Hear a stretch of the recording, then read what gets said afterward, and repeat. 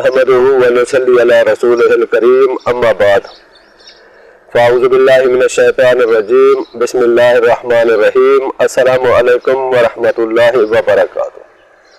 دوستو، آج آپ کو حاجت روائی کے لیے ایک بہت ہی زبردست عمل بتاؤں گا۔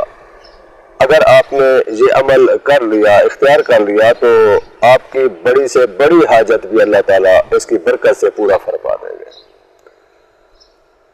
آپ صلاۃ الحاجت کے بعد یہ عمل کر لیں تو آپ کی صلاۃ الحاجت کو اللہ تعالیٰ پر لگا دیں گے۔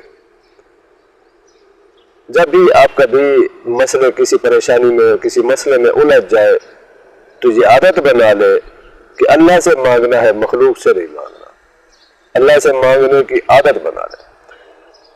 یہ عمل بڑے بڑے اکابرین کا، بزرگوں کا وظیفہ رہا ہے۔ وہ جب بھی کسی مسئلے میں ہوتے تو یہ عمل کرتے۔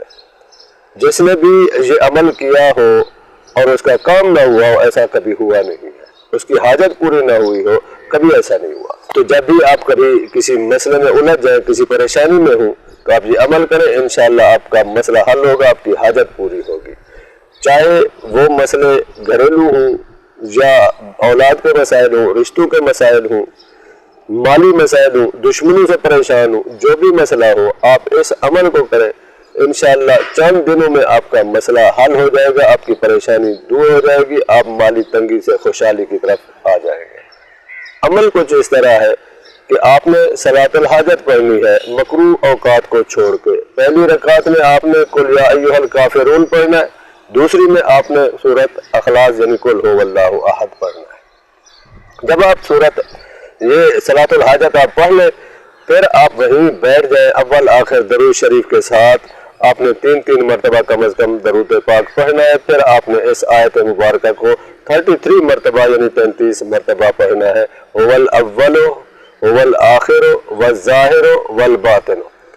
جب آپ یہ 33 مرتبہ پڑھ لیں، اس کے بعد آپ نے سورۃ طلاق کی آیت نمبر 2، 3 کو پڑھنا ہے 313 مرتبہ۔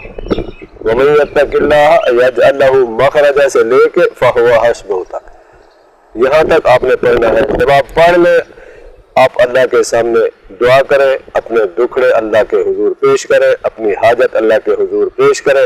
انشاءاللہ اس عمل کی برکت سے کبھی ایسا نہیں ہوا کہ جس نے یہ عمل کیا ہو اور اس کا کام نہ ہوا ہو۔ آپ کا بھی کام انشاءاللہ ضرور ہوگا، آپ کی حاجت پوری ہوگی، اللہ تعالیٰ آپ کو انشاءاللہ سرخرو فرمائیں گے۔ وآخر دعوانا ان الحمد للہ رب العالمین۔